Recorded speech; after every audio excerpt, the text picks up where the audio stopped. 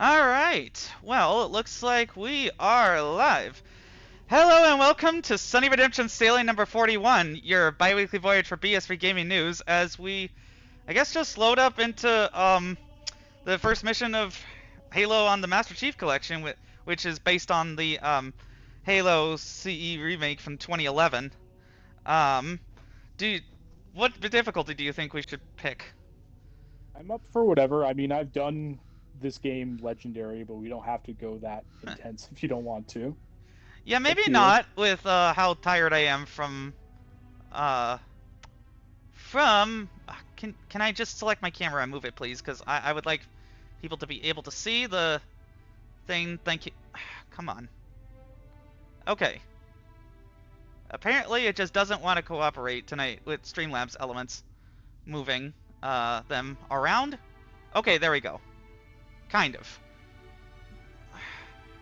Anything OBS related, I swear, is like ancient Greek sometimes with how it's supposed to work. But yeah, hopefully this part of the screen should be free of any UI elements, and we can now see that we are in what mission? Silent Cartographer, I think. No, I'm just still deciding. So, do you want to go heroic then, or normal? What do you feel like? Heroic should be fine. Anyway. So, while we're loading up, score multiplier is 2 for going on heroic, I suppose. Man.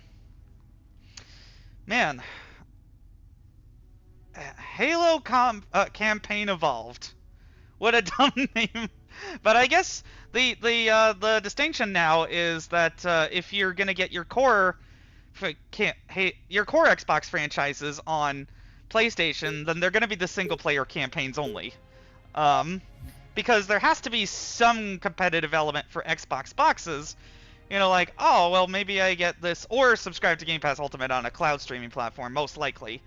I don't know if that's going to be the case going forward. I just think, like, campaign was the easiest thing to do without remaking the entire multiplayer thing, which feels, I don't know, like they already have the Master Chief Collection for that aspect of it. Yeah, but whereas, like, I think the next Halo, big mainline Halo game, I don't think there's going to be any differentiation between, like, oh, PS5 won't have multiplayer or whatever. It'll be, well, they have to have something for Xbox hardware owners, though, when it comes to the next Halo. Like, no, longer timed exclusivity, I hope, but probably not more than a year. I mean, maybe, sure, but I don't think they're going to not have parity between the consoles. Whenever they do make a version of a game. Yeah. I think we both know the answer to that. And I don't even think it's going to be timed exclusivity, honestly. Well, past that point. If it's day and date, then what's the point of having Xbox hardware? It has been tearing at my soul. The thing that Microsoft has not really answered yet, but we'll see what they have in the console. I mean, hybrid, whatever it ends up being. In the Rolls-Royce of consoles, though, because the big thing that is really eating at me is that if you have these expensive consoles that they feel like, oh, we are not competing with PlayStation anymore, we don't have to subsidize it because we don't care anymore, then the people who do get it because their digital libraries are trapped on it is, you know, it's not going to be pretty for people like us who are eventually going to be squeezed for a lot more money to keep our native libraries. I thought that maybe that'll come down to whatever the price is. Like, if it's some outlandish price, then yeah, I'll just keep the library I have and migrate somewhere else. But I don't know. It really just depends on when and where, what price. And I thought that a handheld might be the cheap thing because they could make it on Series S chips or something that were rejected. But they're clearly showing that they are fine with $1,000 handhelds. So, I think this is just the era of fuck you, pay me for Microsoft. And again, it's like, if you... The big competitive factor, too, was supposed to be that Game Pass was so cheap. The best deal in gaming, but I guess it couldn't last forever. And if we're just on here and we... As long as it's not $80 a month, I suppose. Or maybe even if it is, then that's still better than buying games for $70 each from Microsoft. But, well, who's gonna pay that when they can switch over to Steam? So, I mean, it's great. Don't get me wrong. The idea of a Rolls-Royce console is actually pretty good to me. Like, even if it's $1,000, that probably be worth it, because it'll be a living room PC of the kind that Valve has struggled with for years with the Steam machines. But, well, who knows what that will be like. Unsealed hushed casket. But, like, if... Actually, no. Halo was multiplat when it first launched. It was on PC and Macintosh at the same time as Xbox. But the Xbox was cheaper. The PC version came out later. Oh, right. It was like 2 years later. He's hot. Oh, I did not remember that part. But I think Macintosh was... I think Macintosh was at the same time, though. Because they had existing contractual obligations for Bungie. And I don't think so. Oh, no? Let me look it up, then. The one I'm fairly certain was original Xbox only in 2001. Oh, let's see. Unless I totally never heard about the Mac version. Well, I mean, the Mac version definitely happened. It's just a matter of when. Let's see. Okay, so the macOS X version actually came out in 2003. Yeah. I was incorrect. Yeah, that's when the PC version came out. Okay, so, like, it wasn't exclusive forever, but the Xbox was just so much cheaper that most people played it on Xbox. The PC market was even more separate, like, way more separate back then, too. Right, so you could differentiate that way if you had to. Why does this first hallway always get me? Yeah, you just have to follow the arrows. This part is pretty Let me easy. just lower the volume a little bit so I can hear myself think more.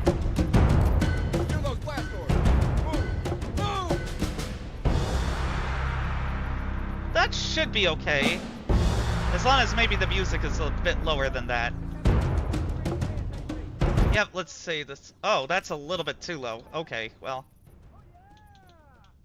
Except that apparently you can't actually see, you can't actually hear what the change is until you apply. So, you know, that's fun to think about. I think this headset is a little bit too bassy, so I probably need to change some, like, EQ settings or something. Like, if things go loud, then they go loud and deep. And that can be a lot in my ears. Good to see you, Master Chief. But yeah, like, Well, Cortana my first encounter with Halo proper was in middle school in the computer lab. Yeah, actually, no, I think it was high school. Yeah, high school.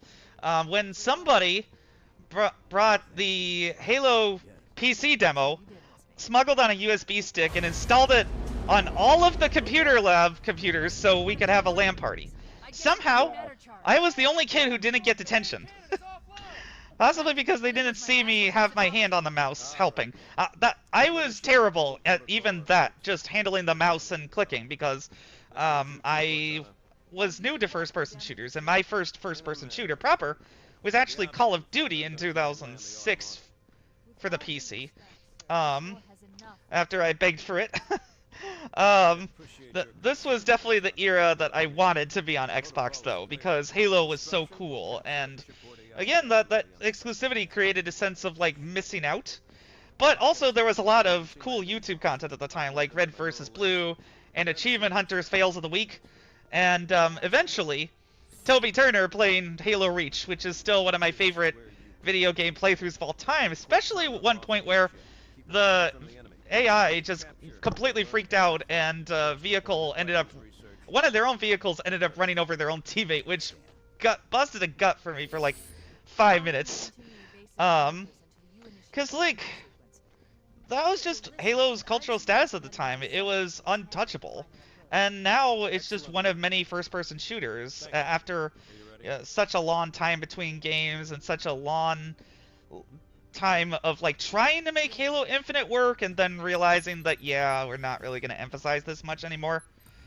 And now I guess we're just going back to the remaster drawing board because this merger business that Microsoft being too big to fail in gaming and just deciding to go multiplat has resulted in less games, less developers, and more remasters. Like, you would think that they wanted to get more games out to more people as fast as possible. Then maybe they put their biggest multiplayer games or whatever on PlayStation, and then that funds specific games on Xbox for a longer time that don't need ridiculous 30% margins. Like your Pentiments and Hi-Fi Rushes. Maybe if it hadn't faced this sales pressure because what they were expecting to make that with the game being on Game Pass, and then like nobody having really heard of this on PlayStation, they just didn't get the unit sales that they wanted. But it's like, what? Why do you want unit sales? What is your strategy? You know, again, like maybe a small Microsoft franchise that oh, I got blown up by a plasma grenade. Respawn in this is pretty generous once I'm out of combat. Yeah, that's fair. I mean, the thing is that this game was originally made for Mac, which is why I was confused and thought that there was like some contractual obligation to still release something on the Mac at the time. But that was like, Apple fumbled the bag real hard on that one. And for those who don't know the context of that, Apple had originally contracted with Bungie for a port of Marathon on the failed console they made with Namco called the Bandai Pippin. And yeah, that was basically the only really good game on there, except for maybe like some Gundam games I hear. But there just wasn't very much software for the thing, and it wasn't able to play the vast majority of what little Macintosh software existed at the time either. So Halo, if they had managed to get that, like Steve Jobs said at the keynote in 2001, would have been, or 2000. Yeah, I think it was 2000 actually. It would have been huge. I mean, on the other hand, would we have gotten the exact Halo without Microsoft's involvement? You know, maybe it would have been different, because I think originally it was supposed to be a third-person RTS. Yeah. And that just boggles my mind that things could have been really different. Probably inspired somewhat by Giant Citizen Kabuto, which also came out around the same time, if I had to guess. But that's just an educated guess, based on my attempts at running Giant Citizen Kabuto, via emulation, via like emulation.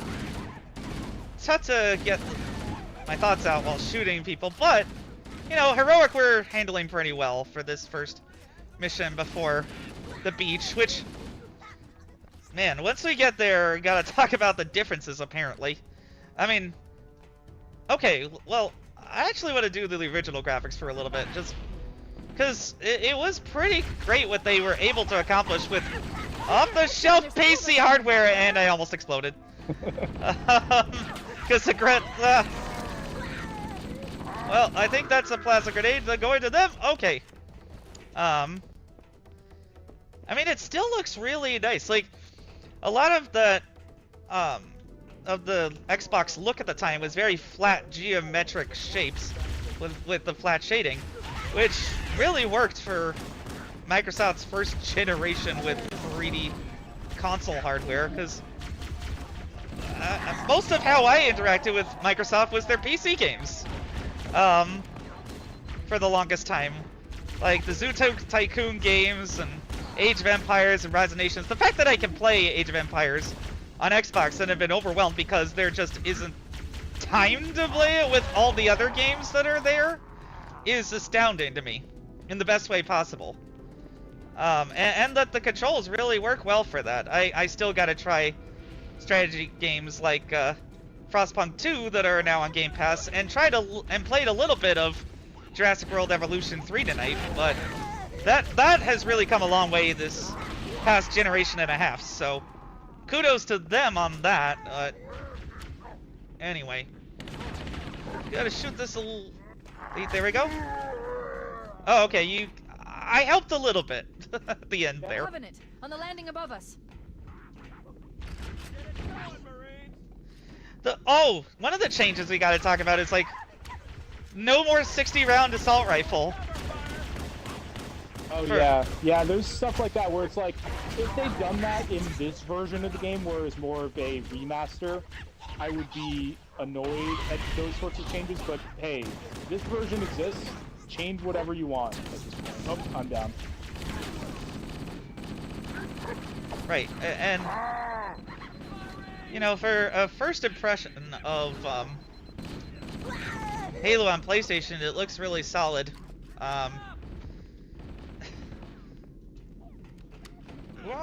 Okay.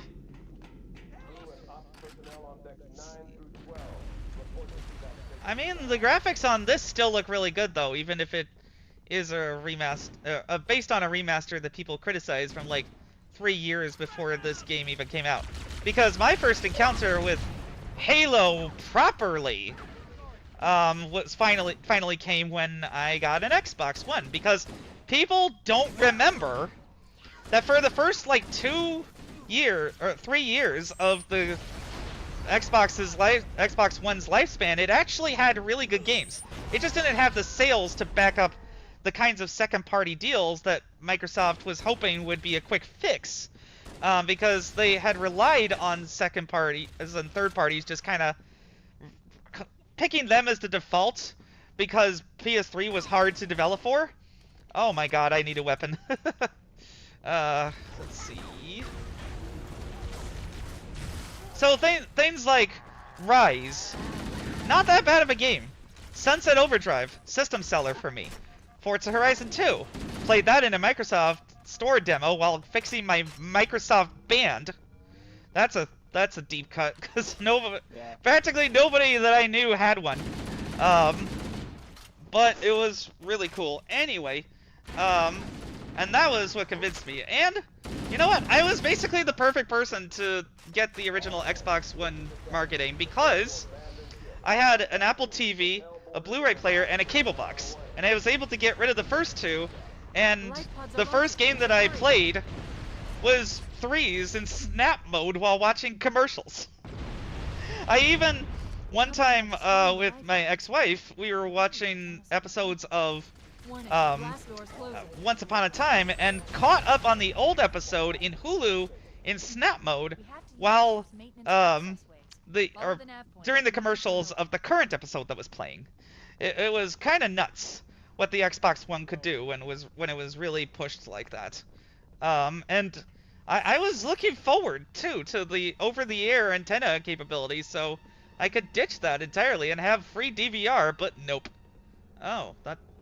Why do I keep thinking that that's like not a dead end? Or forgetting to use the flashlight. Where do we go? Oh. Just a little sneaky passageway. Oh, okay. Oh, okay, yeah. I see it now. Yeah, that's always a maze. Oh, it's all a maze. Yeah, I threw a plasma at a elite charge. Please record that. I would love to see the clip of that. That's hilarious. And plasma grenade on the grunt's corpse. Oh, it did not quite. I just always love the like warg that they give right when they know they're about to be stuck, and just like roar at fate. Because that's an awesome personality trait for elites to have, and part of what makes Halo's AI world class even today. The original, and throughout all the subsequent games. So bollocks. Okay. And I also see the merits of the hybrid shield and health pack system, because you still have some protection from like being stuck in a corner because you have no med kits, but you can't just roll up on everybody. I mean, that's not the case on harder difficulties for Halo at all, But a lot of times with regenerating health systems, the focus is just on overwhelming the player with so much bullshit.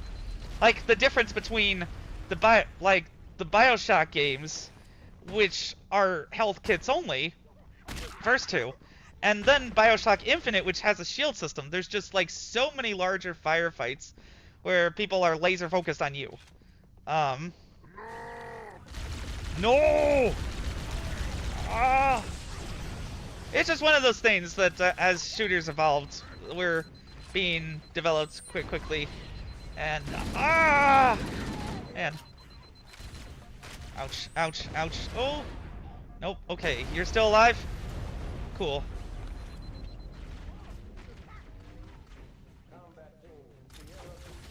Stack the grunt.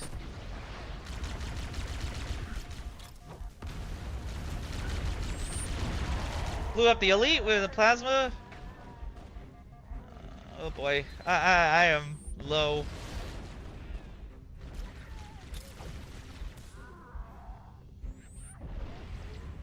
Nice.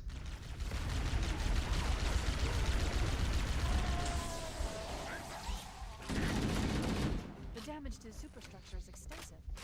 I don't know how much more abuse the Autumn can take. Well, as much as it takes for it to be cinematic when it finally goes down. I mean, this really was such a huge leap for first-person shooters with the dual stick control.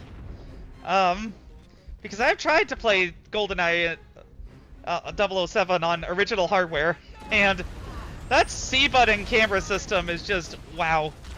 How did anybody manage this? Quickly, get aboard before it launches. Or the the face button. There are other control methods in that game. It's just you have to know what you like, and none of them are really perfect. No, yeah, because again, people were still figuring that out. There is a way to aim with the analog stick. It's a little unwieldy. Oh yeah, definitely. But this set the standard that everybody followed after that point. On dual analogs control, and then eventually the regenerating health only. Which again has its ups and downs, but these graphics still look really good, even though the cutscenes are on original. Look. Apparently Halo 2 just looked so much worse because it was rushed, and that yeah, totally, because didn't they finish it in like 18 months after? I mean, not like start to finish. No, but it definitely was rushed for sure. But that's most evident by like the last couple missions, especially the last mission. Keys is going in manual. Right.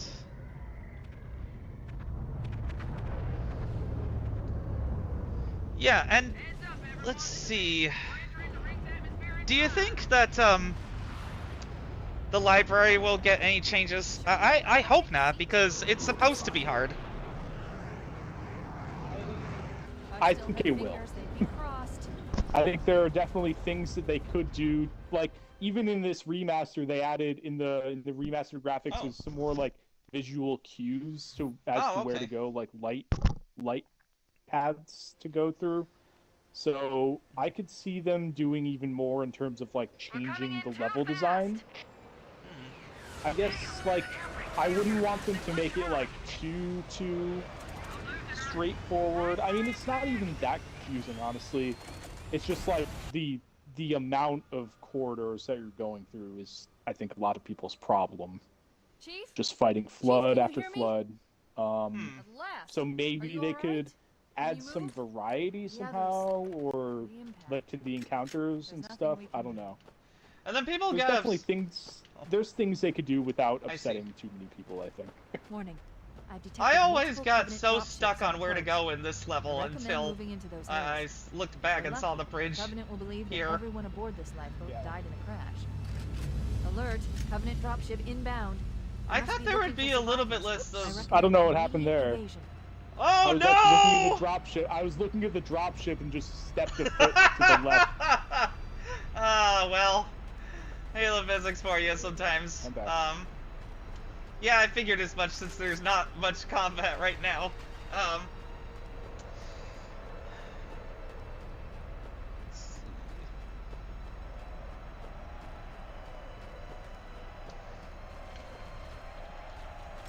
And I think all we have less to talk about in terms of the graphics and remake stuff right now.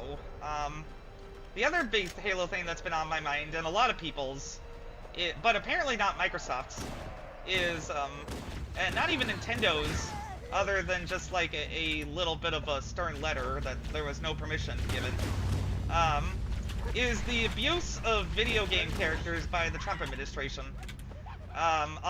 Destroy the Flood? Are you fucking serious? These are people, not aliens.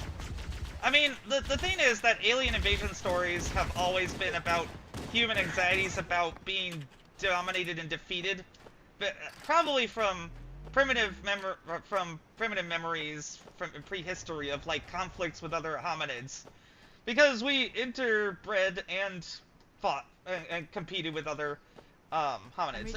At one time in East Asia, or Southeast Asia, there were Homo sapiens, remnants of Homo erectus, and then the Homo luzonensis in the Philippines, and the Papua New Guinean hobbits that I always forget the name of, and then the Denisovans, who contribute about 2 to 3%, if I understand correctly, of the DNA for East Asians, which enables, say, Tibetans to survive better in high-altitude, low-oxygen environments.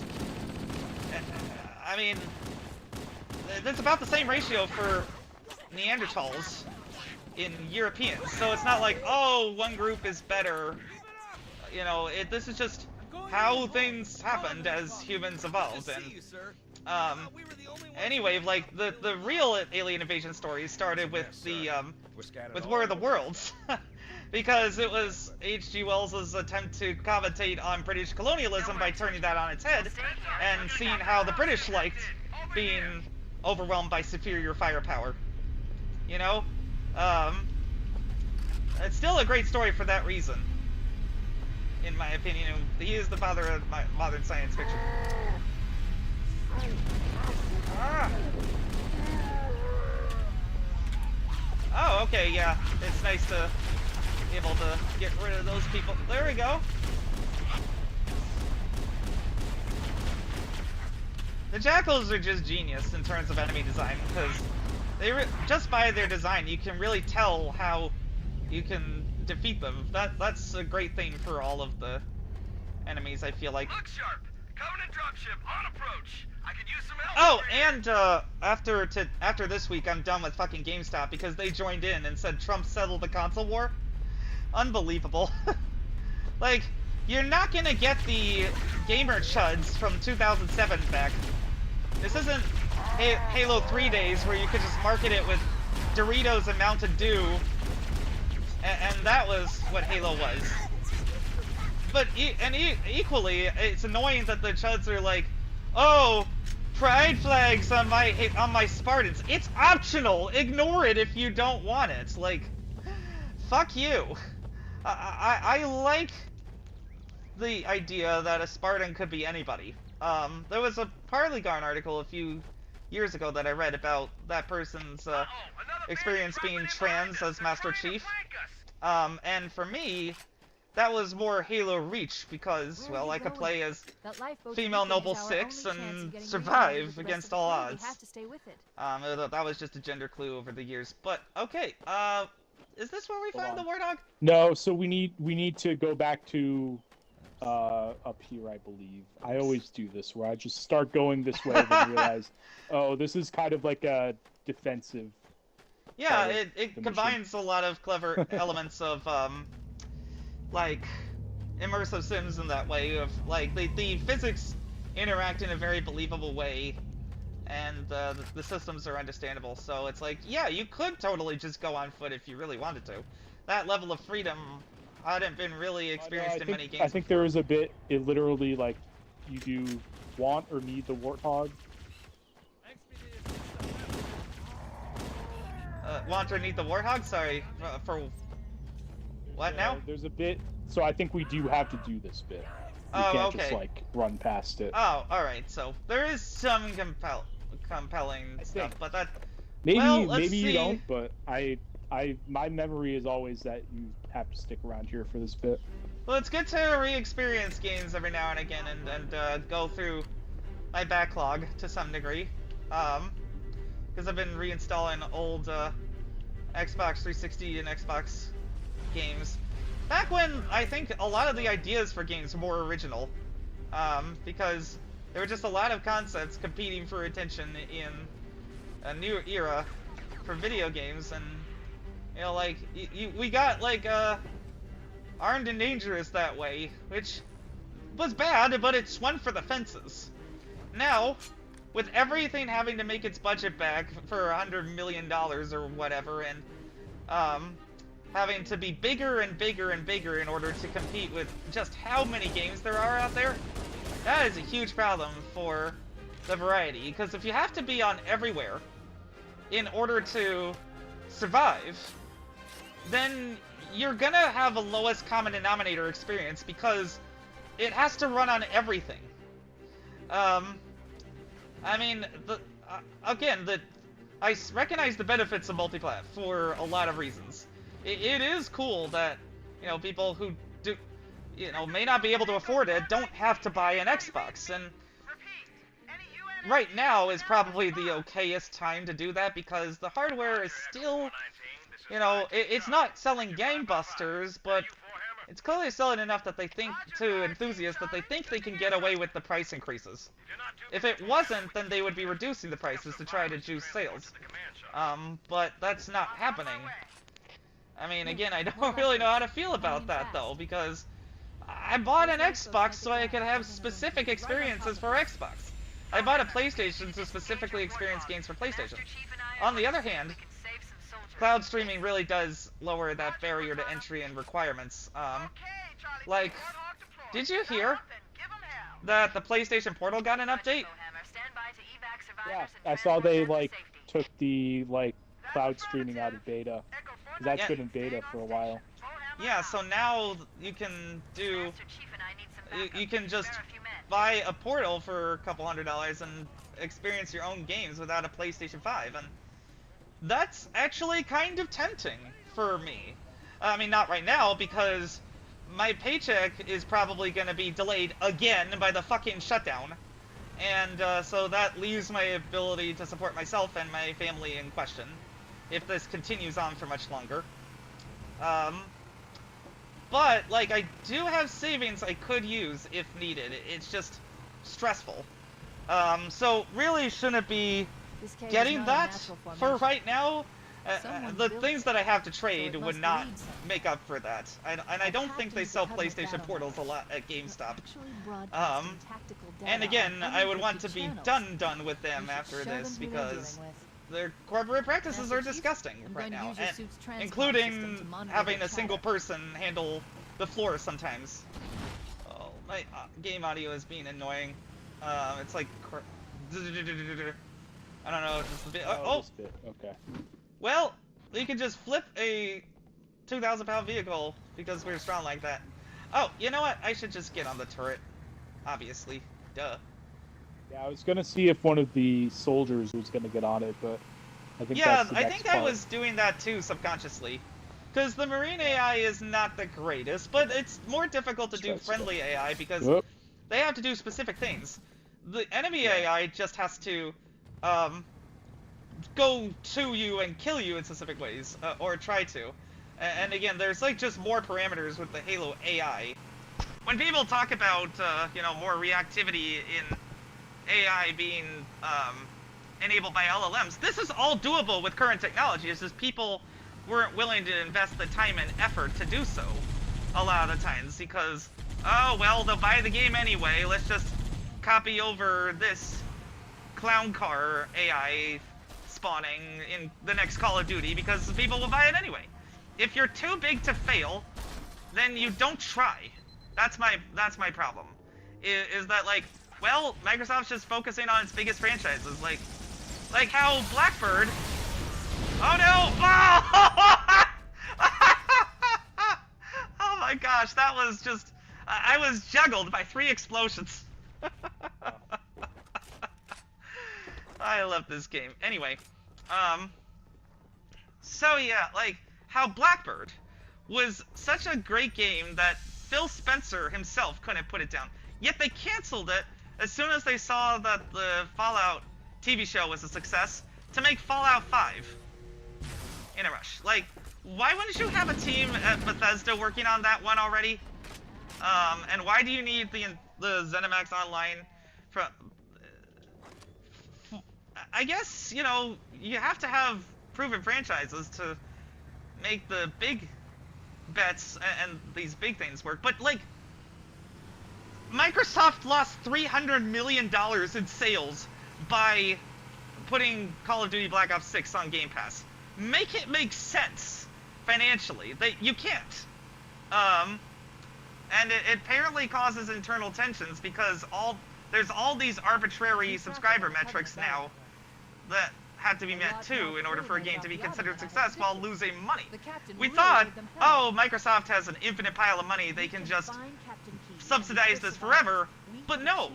Apparently Xbox needs to make money now. I mean, they're not willing to do that is the thing. So. Yeah. While they're just plowing $80 billion on a pipe dream of basically creating God in machine form. These people are fucking deluded, and the AI bubble is going to pop, and it's going to be devastating. Because 5% of companies have actually made any kind of profit with AI applications, and usually that's startups that have very specific use cases and pain points that are solved with AI, and partnered with people, not plug and play, not, oh, you have to do this at your work, or, but people don't want to do it because, don't want to use AI because they don't want to feel like if they use AI in their jobs, they can be replaced. Aren't we supposed to go to the left there? Yeah, I forgot if there was anything worthwhile over here, like an overshield. Yeah, I always thought there was, too, so the lights were not, oops. They're not always the most intuitive, crud, I got off the vehicle, oops. Oh, I didn't notice. Oh, okay. Oop. Well, it'll warp you, I'm just gonna keep going. Yeah, that's fair. So, like, all of this just leads to enshittification, it feels like. Because, yes, it's great that paid online multiplayer is going away because that's stupid, but paid online multiplayer kept the hardware cheap because it was recurring revenue. And I guess Essential is supposed to replace that, and I think it also has cloud streaming included for the games in the Essential plan, which is a cheap way to experience cloud gaming. Because I saw, like, oh, Essential or Premium for certain games that were on the Essential catalog.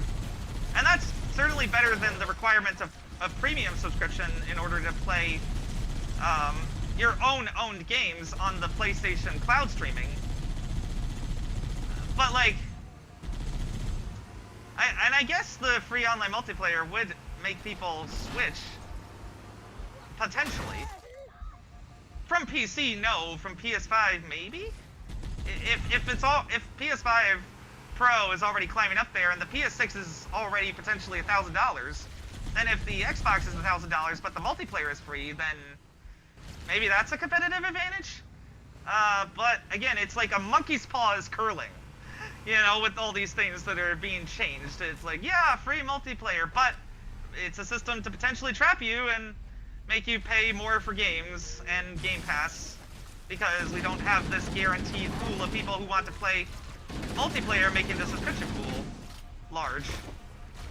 And they have to keep the hardware going because greater than 80% of Game Pass subscribers are on Xbox, so de-emphasizing the hardware too much is foolish, I feel like. But again, I don't know if everybody's just a PC box now. I don't know what there is other than exclusives. But that's not what Satya Nadella is concerned about.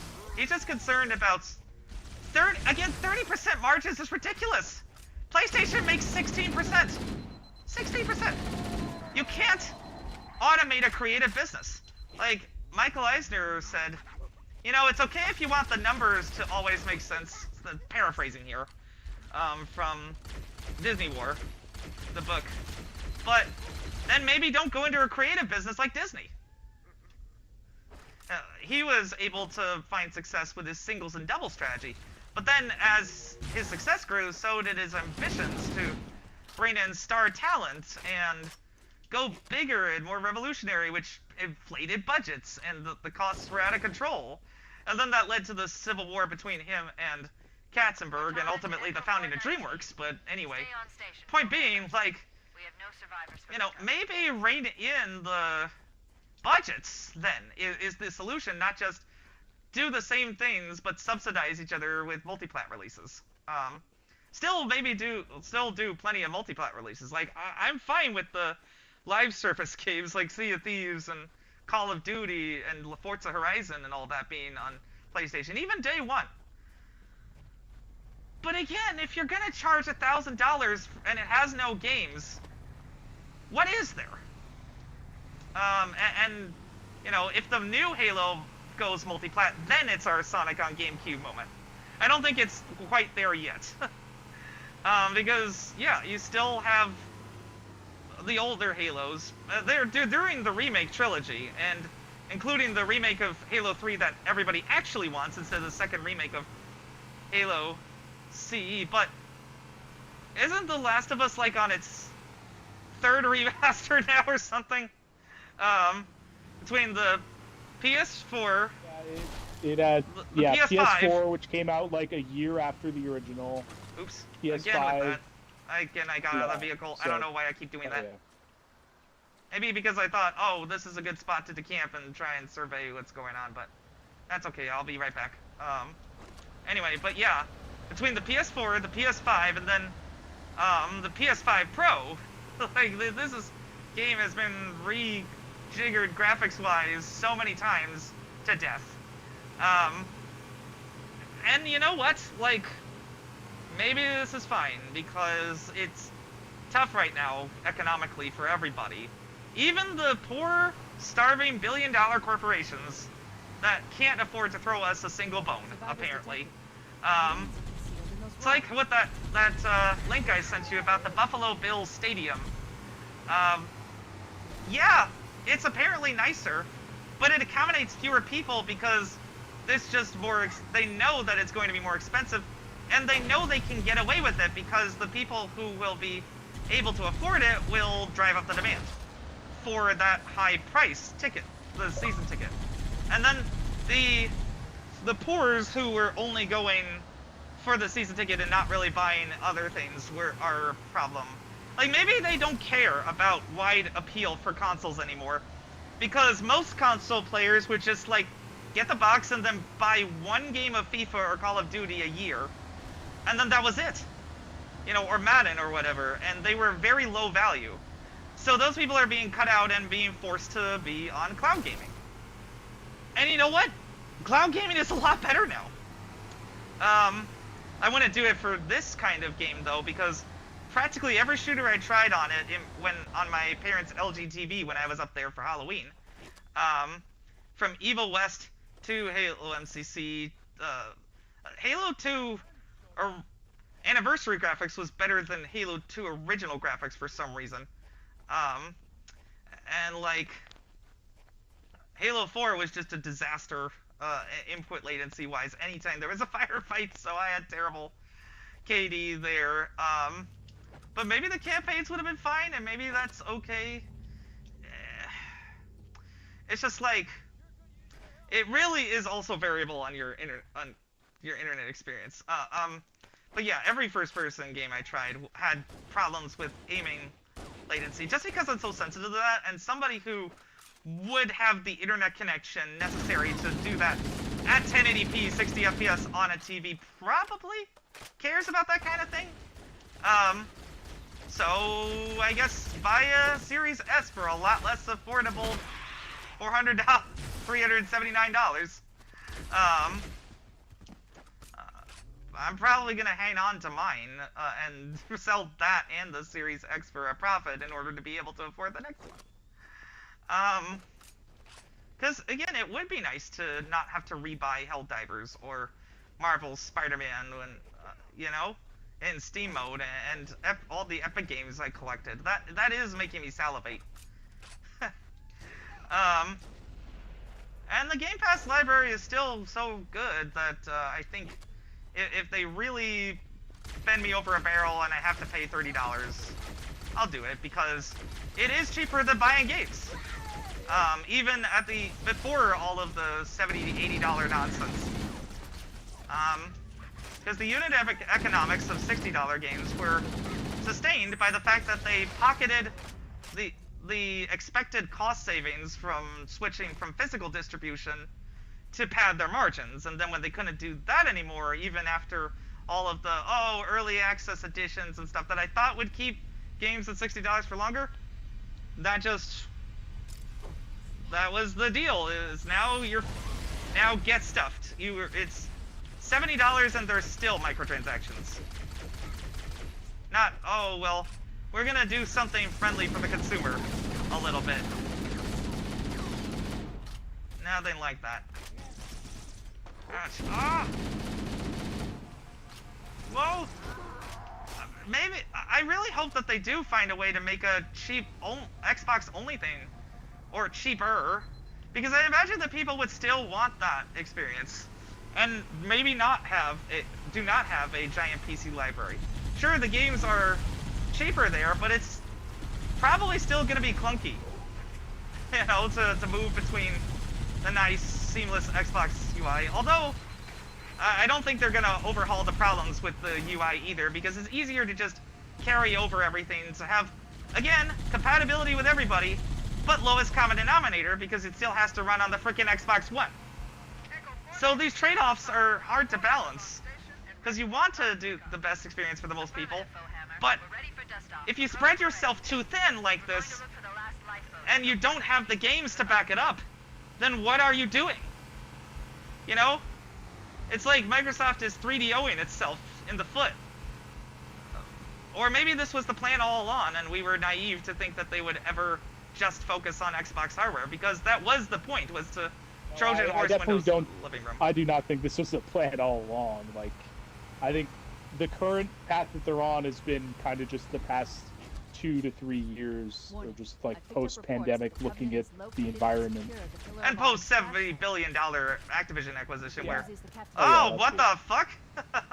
Did you you run just me kind over? of dropped dead. Not on my screen. On my screen, you were a good 5 feet behind me. I guess I just, and then the Spartan suddenly had a heart attack. Like in Monty Python. Okay, there we go. I forget where the last survivors are here. Oh yeah, right, we do have to pick them up and drop them off. I You forgot have to do about those two first. Maybe the last ones... I forget. And I mean, like, the Game Pass price increase is enabling more cool indie games to come on. So, like, you know, some people are then like, oh, indie trash, what are you doing? But, I've been playing some pretty unique games because of that. Like, let's see. Oh, that's from a quick resume from before. I was playing a little bit of Operation Wolf Returns, and, uninstall that on my Series X, but, you know, maybe it's good to give that a try. Game Pass? I didn't see that on Game Pass. I was just playing a smaller game. I just was like, let me see my game history, and then I remembered that it was different hardware and had a different quick resume on it. I was just trying out lots of little different games. So I think, let me see, let me get on the back of the turret. If there's nothing going on while you're figuring this out, I'm gonna check my play history, see my profile, because it should, like, then show all the games I've been playing and getting achievements in order. Once it loads, there we go. Oh, there's the Trial of Wild Bastards, out for free play days. Okay. I should try that out, because I liked... That's the follow-up to Void Bastards, right? Yes, and it's a bit simpler strategy game with strategy elements. Let's see. Wobbly Life could be interesting, but I would need, like, us to be playing that in social games for a while. Ninja Gaiden 4, I've gotten a little bit further in. It was really great on the LG TV, but feels a little slippery here. I think that's just me, like,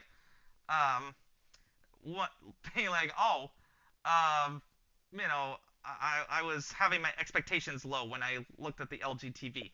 And then Halls of Torment, I did not like. I think I told you it's mainly that that's my current addiction.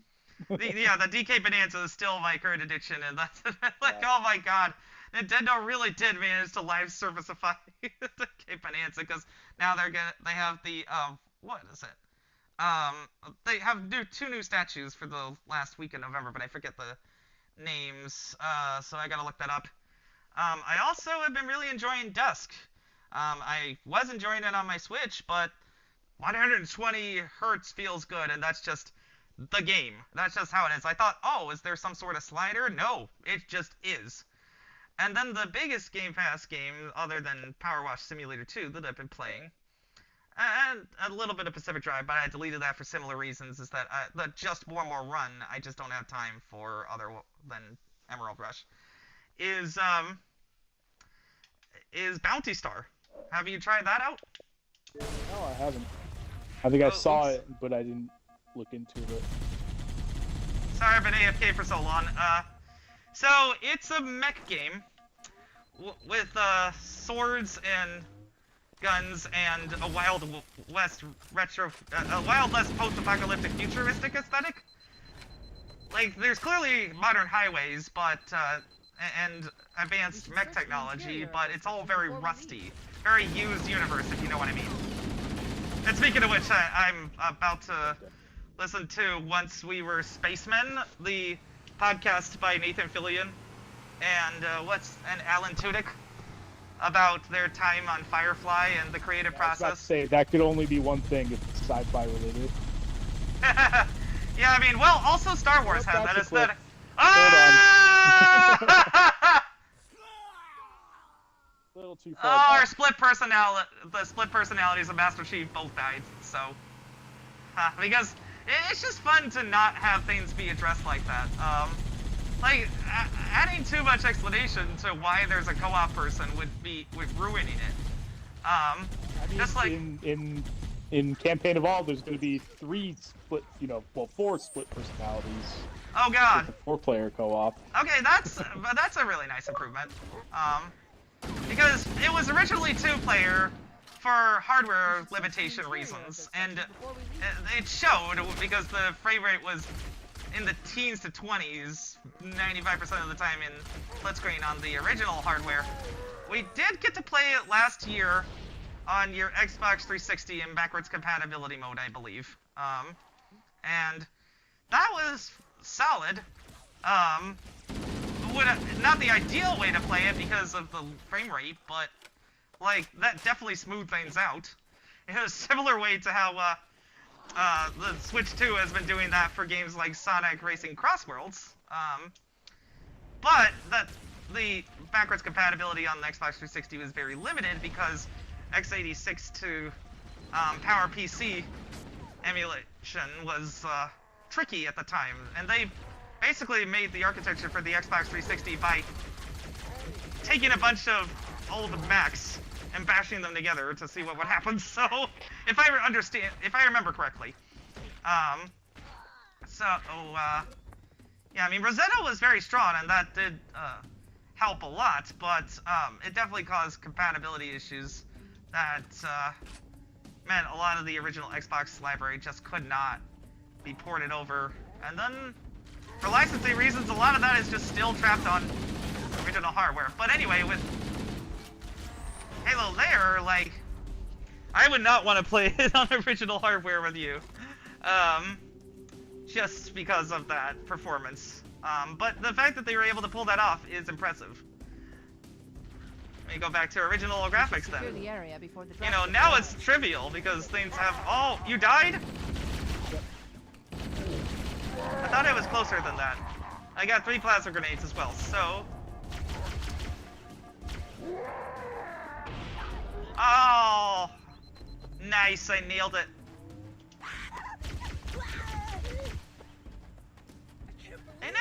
seems to make the plasma pistol right in the other games. I'm on my way. I don't know why. New traffic on the Covenant BattleNet. I found Captain Keys. Yeah, He's I being never held even on a was a covered fan of it in cruiser. this game that The much. Truth and Never a Reconciliation. big fan of A ship I plasma disabled pistol. before we abandoned Let's the Autumn. see. The Truth and Ah, Reconciliation let's see, touched down on a okay. desert plateau roughly 300 kilometers upspin. So, speaking of Sonic, I'm so excited that they finally announced the Switch 2 edition, and that when the game launches on December 4th, the upgrade will be 50% off until December 10th, because they know that's when they're going to get a lot of people upgrading. There's our ride. Get aboard and let's And get out of here. $5 is a lot easier to justify than 10, even though I would have happily paid 10 for the upgrade, because I've gotten 20 plus hours of fun out of that game on Switch, including a surprisingly good, for the most part, session with you, but again, internet dependent. That was not great. I mean, the internet dependency isn't that much of a problem with certain games. Like, it was kind of wild that I bought an Xbox game in the form of Jurassic World Evolution 3 and was able to play it right away on my parents' TV.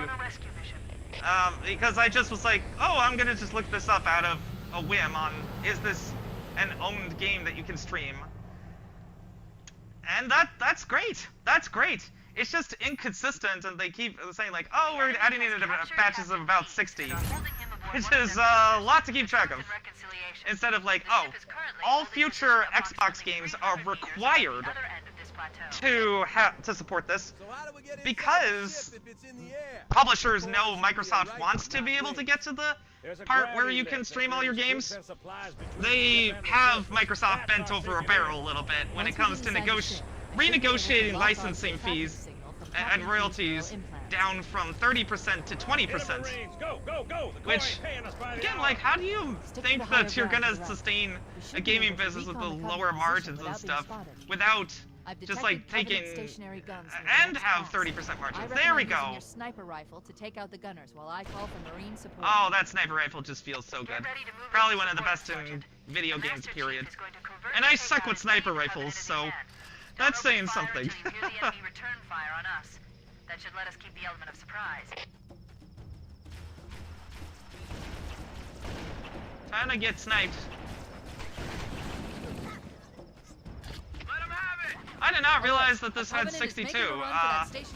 Normally, sniper rifles in the later games had less ammo in reserves, so I wonder if they're going to change that for this too.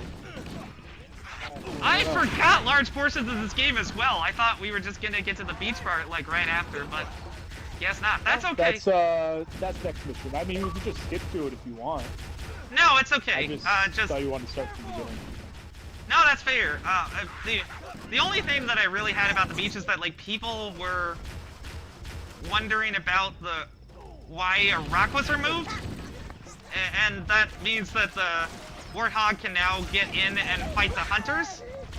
Yeah, I did hear about that. It's like, oh, well, it could be 4. You just had to be really tricky with it. So I guess they just decided, hey, most players try to get the Warthog in here anyways. Let's just make it part of the design. Motion tracker shows movement around the next bend. Yeah, that makes sense.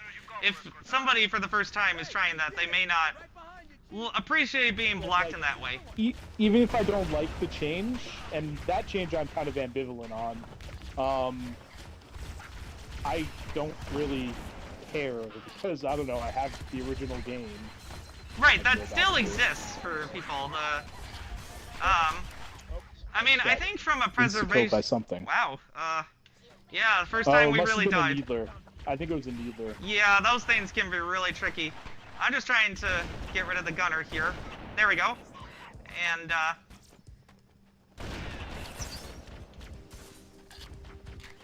oh! Cover of night. Oh, that track. I don't know why they thought a serene, moonlit sounding soundtrack song would work well for this, but it really does, even with all the chaos in the background. I mean, that makes it really, really annoying. Let me look up his exact thing, because that Marty O'Donnell is such a genius. It makes it so disappointing that he's such a fascist asshole. And joined in on the whole to stop the flood thing and finish the fight. What fight? That was pretty expected at this point. As soon as I saw that stupid meme posted, I was like, oh god, Marty O'Donnell's gonna have a field day with because this. He's running for Congress.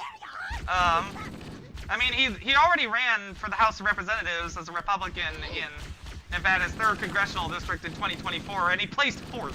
So I don't really know how he expects this to help. Like, it's very much a campaign, it seems, that's reminiscent of Rudy Giuliani's thing, where it's like, this is the one thing that you remember me for, being mayor on 9/11 for him, being Halo's composer for Marty, and also being an aggrieved complainer about Bungie and Destiny. Like, yeah, he was definitely denied compensation that he was owed, but Bungie also believed that he would deliver work on time, and so it's not so. Oh, well, I mean, it appears we respond successfully, so not too bad. And then just randomly decided to give me a sniper rifle again. Yeah, because we're loading from the checkpoint we were at. Oh, okay, yeah, duh. It was so fast I didn't even notice. I thought we just respawned out of combat, but well, I mean, you did fall off a cliff after being exploded, so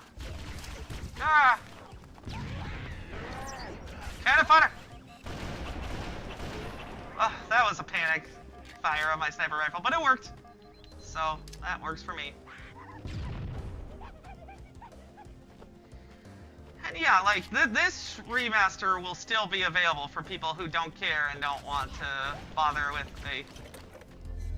what do you think Halo Campaign Evolved will cost? I could see them going for, like, I mean, I feel like they could probably, if they really wanted to be bold about it, get away with 70. But I think they'll go, because it doesn't have the multiplayer, I think they'll go for like 40 or 50. I was thinking like 30. Oh, no, that's too low for Halo. I think, like, Halo, at least they will try to charge premium. I don't think anything less than 40. And they know that people with pent-up demand on PS5 will pay it. If you look at, like, you know, I think FIFA, which just came out, is 30. I don't see Halo being the same price. Oh yeah, right. I did get a little bit more into that, and I understand like, the controls better. In terms of, like, you know, budget versus premium games, 50 is closer to budget these days than premium because of how, you know, prices have increased. Yeah. Yeah. Like, so even if 50 feels like a lot, it's like, well, it's really. I would prefer if it was 40, although I'll just be playing on Game Pass anyways. Right, yeah, that's the thing, but it's like... I feel like they could probably get away with up to 50, even with just the campaign. I mean, the PS5 players will have to, and Steam players will have to decide if that's worth it then. Because they'll basically be subsidizing us. Yeah. I mean, at least for PS5, like, any subset of players who, like, hey, I've always wanted to try Halo but never had something that could play it, like, I think a decent portion of those people will be, as long as, you know, the product they put out is decent, I think a decent portion of those people will be like, hey, it's worth it for me to check this out. I guess, it's a thing I've wanted to try. Yeah, I'll finally see what the hype is all about. If you really have been just such a sole PlayStation player and we're dreaming of Sony making a Halo killer, which I watched a video from G-Man Lives about several attempts to do that, including Haze, which it seems like it actually had a really interesting idea in the Nectar mechanic, where you actually gained more abilities as you kept killing enemies in a row, and then they took that away for story reasons and you just were a regular dude fighting them, which is like, well, that just destroys the whole premise for your game then. for a very silly story, with some interesting ideas, but like everybody being cartoon villains or cartoon heroes. And that was the end of Free Radical Design, so that was probably a sad way for them to go out. And now, Time Splitters is just dead. Because, again, the safe bets after are what's required after Embracer. The promised savior of all sorts of retro franchises did not turn out to be the hero, and merged enough to become the villain. Ah! Somehow I picked up invisibility and that saved me, but I'm dead. Let me back off. Oh, never mind. They all funneled towards me. Too bad. Like, of course, the big attempt for Sony was Killzone. That was such a jealousy-inducing game on the PS4, because I was like, I really want to get it, but I'm a college student, cannot afford it, and I don't think my parents would get it for me. Again, like, the fact it was a combo Blu-ray player and cable box thingy and game player really did sell my parents on getting me an Xbox One with Forza Horizon 2 as a congratulations for getting my one and so far only job at Consumer Financial Protection Bureau for the past 10 years. So, you know, maybe it's just like, oh, 10 years of hoping that things would change for this particular box and that I would stop getting fucking bullied by PlayStation with Xbox has no games, etc. Probably led me into a console, like, not warrior, but like hopeful mindset that, you know, my purchase would, quote, pay off in some way with some unique experience that would blow my mind. And you know what? Again, those early days, it really did. Because Titanfall was a game like any other. And then Titanfall 2 was multi-plat, and it was still a game unlike any other, even if it was worse. The campaign is still excellent. You know, like, the games are big creative bets, and there's all sorts of things that go into them.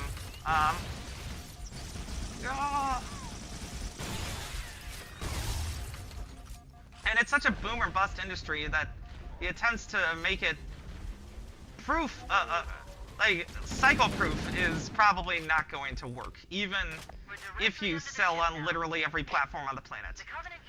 Again, if you don't smartly budget. And if you're going to do cloud, then maybe get your cloud servers working, because you saw, right, the Azure Foundry stuff going down. And take you down Alaska Airlines with it. Same with Amazon. Having a few cloud providers is not great for, like, competition or the environment or pricing or any number of things, because I watched a video from Money and Macro earlier that explained that where is it exactly? That monopoly power really causes a problem in the economy, because if you have a few companies dictating pricing and they don't feel like they have to compete, then the prices are driven up. And I guess that was the same case in the old days too, with the big three being the dominant things for everything, or before that with Nintendo controlling all the licensing. But now the big platforms, there's a few more of them, and they failed to so far get into TV gaming, like Apple or Amazon or Google. But, oh, well, I'm gonna back off then. There we go. That wasn't so hard. Grenade spam!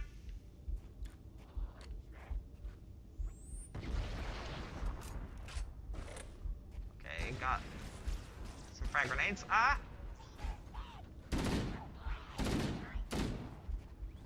Man, even heroic is really tough.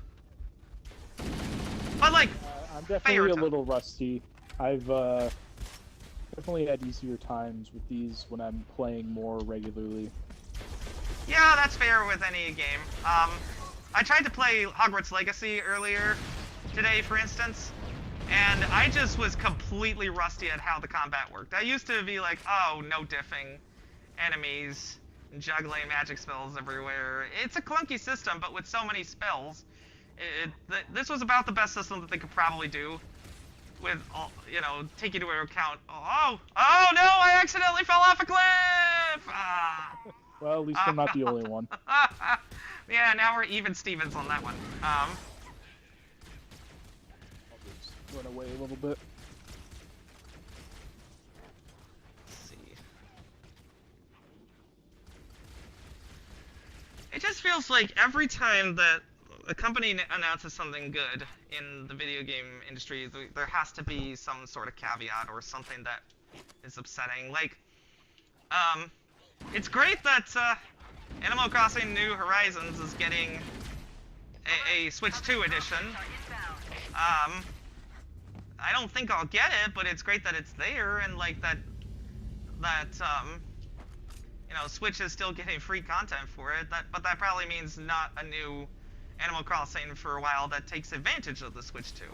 So it's a trade-off. And even then, like, the feature that used to be free, playing NES games inside of Animal Crossing, you have to pay for now. It's like if you... They're like, oh, you have to be a Switch Online subscriber to do this, because they don't want any possibility that people can actually play these games without paying them recurring revenue. But if you already are doing that, and actually... Oh, I fell off the cliff again! Tonight is just not my night. I'm recovering from daylight savings time changing, but I'm still a little rusty. Even with Power Wash Simulator, I was a bit like, oh, I'm out of gas.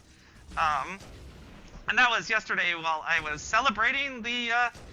Oh no, you fell off the cliff again! Yeah, I was busy in my scope, and I knew there was a cliffside, but I thought I had a little more leeway there. Well, that is the Republicans backing off a cliff too, because that's basically what happened. Is they backed themselves into a corner on the shutdown and inflation and airlines canceling. Like, I'm so glad I went to Ace Watini when I did. Because I would be really angry if only the second time I got to see my fiance, I had to deal with this crap.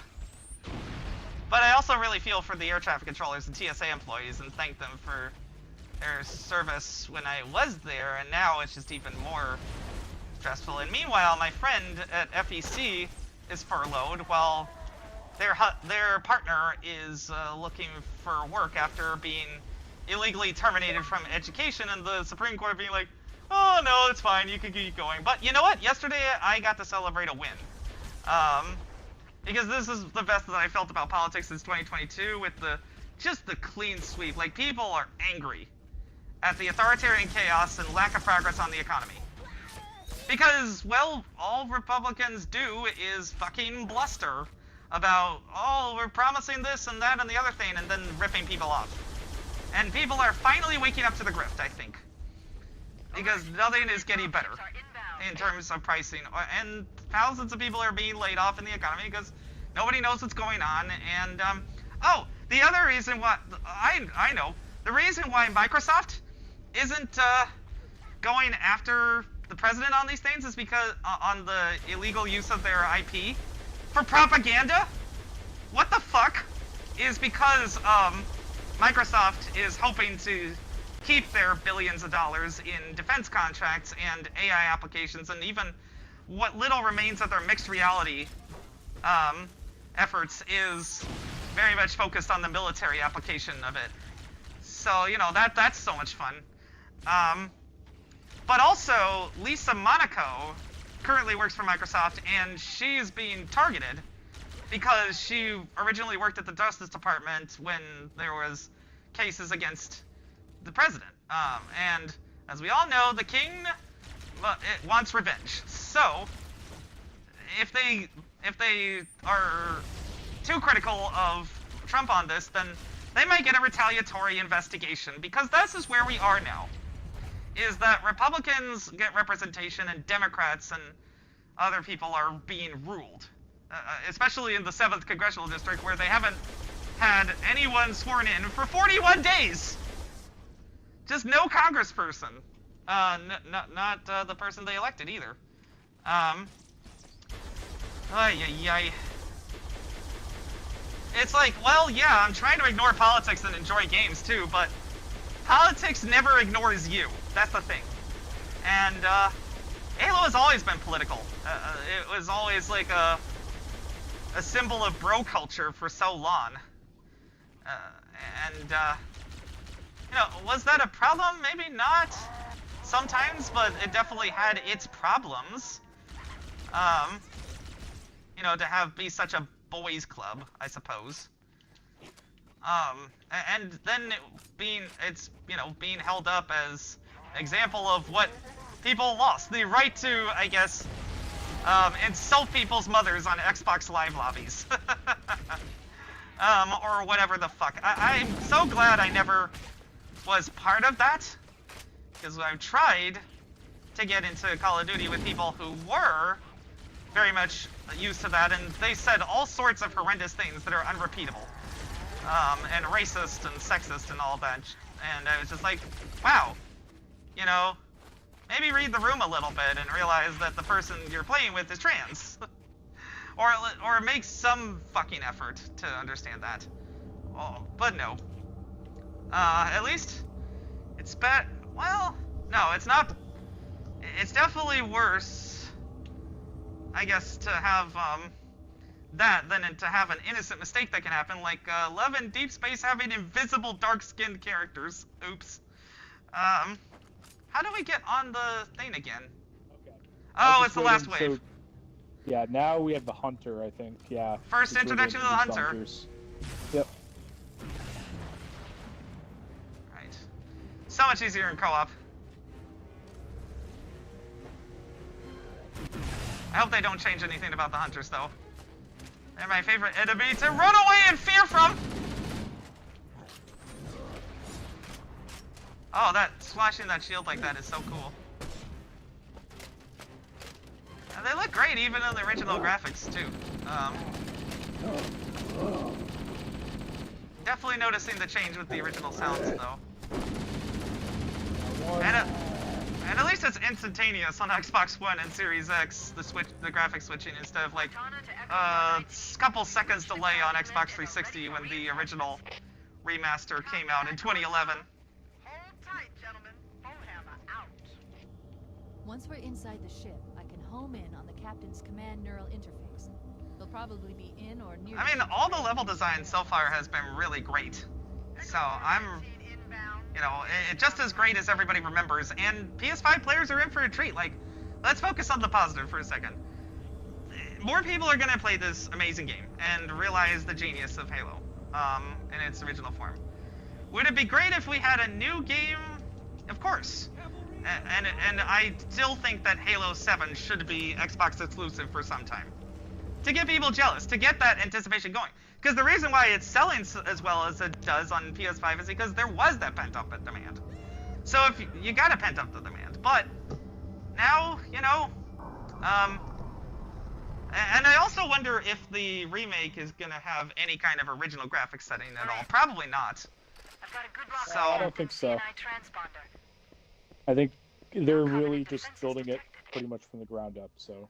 The one thing that people have been commenting on is the Unreal Engine 5-ness of it, where things feel a little bit flat lighting-wise. Oh, there's also a pause. Oh god! This is where they introduce the Invisible Elites! And the energy swords, yep. Ah, well, there we go. Yeah, I can't believe you survived either. Okay, so 485 rounds for assault rifle, and then where's the energy sword? It totally was on the ground. No, you can't pick them up in this game. Oh! They weren't a usable weapon for Halo 2. Huh. Well, okay. That's one of the changes they're going to make in Campaign Evolved. You'll be able to get the energy swords and the... Yeah, that's definitely a change for the better.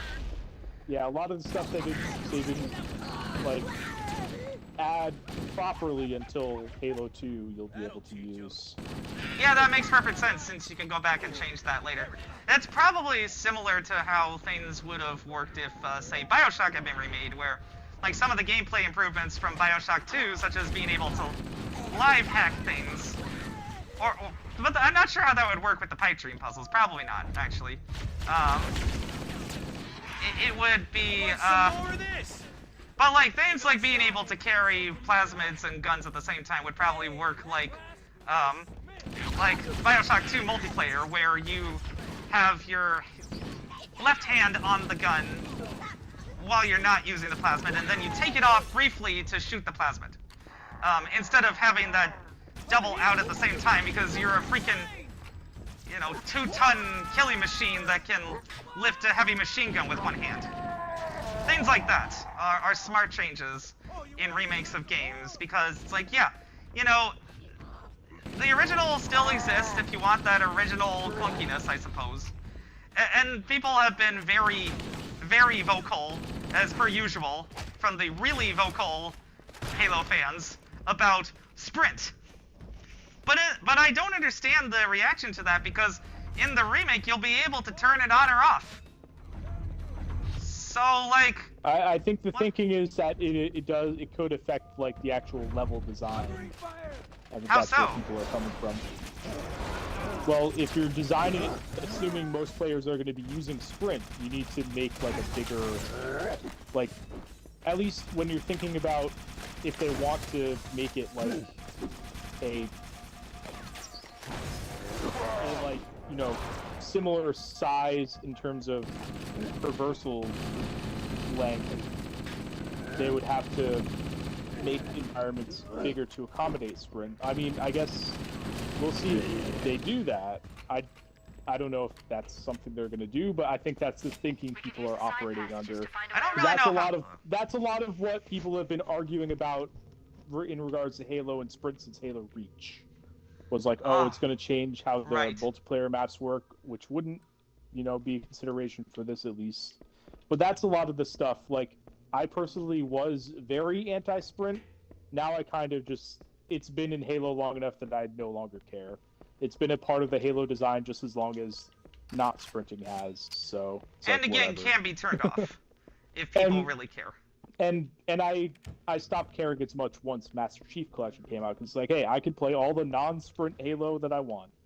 Exactly. So, you know, and, I pretty much gave that up by about Halo 5. I was a little annoyed at it in Halo 4, because it definitely did affect the map design in multiplayer.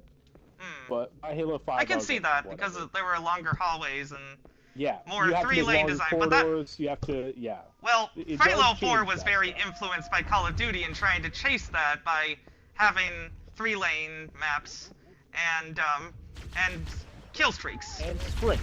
Which had already been there. And, the power-ups had already been there. The armor, the pickups had already been there for Reach, but like, they definitely got a little bit supercharged. I don't know what killed me there.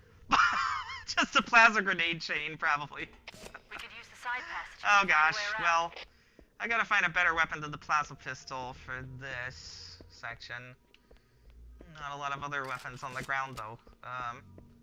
So this way? No, this way, I think. Is where we were going. Right. The only game where the flashlight is kind of necessary. I mean, it'll be interesting to see what learnings they port over from this remake to Halo 2 and 3 remake as well. But speaking of potential remakes or remasters, did you see Condemned Criminal Origins is gone? I saw it got delisted, and then I'm like, well... It's the game's 20th anniversary. That's suspicious. Yeah. I mean... that could have happened. Either some weird licensing thing that's behind the scenes, or just they want to get the cheap game off the marketplace before they announce the big, more expensive remake. That was probably a lot of the similar thinking for shutting off the multiplayer servers for the Xbox 360 versions of Halo. I think you can still buy them digitally, right? I don't know, actually. You know, I gotta look that up when there's another calm moment, because I haven't thought about it in a minute. I mean, I still have them all, the ones that are available on backwards compatibility for Xbox One and up anyway. Whoops, that was A late plasma grenade throw. Oop, wait, we're both dead. No, not all the way back here, arg. Well, one thing that I hope they change also is the way that the objective markers worked. In single player, I struggled for the longest time because of navigation issues. That's just how I am. I know how to deal with enemies when I get to a place, but I need a giant floating objective arrow to guide me to the place. You know, some old gamer can probably call me not a real gamer or whatever for that, but I think at this... Oh, I got it blown up by plasmas. No. Okay, there we go. Oh, man. Okay. No!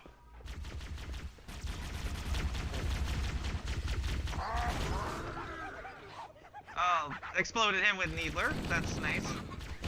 Let's see if okay, got the plasma rifle then. Just gonna deal with some of the enemies on the down here, below us. Excuse me. Potentially.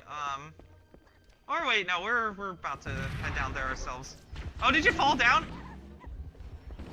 Yes, I sure did. I don't think there's much else place for me to go, but I'm gonna stay up here to provide cover fire from another angle.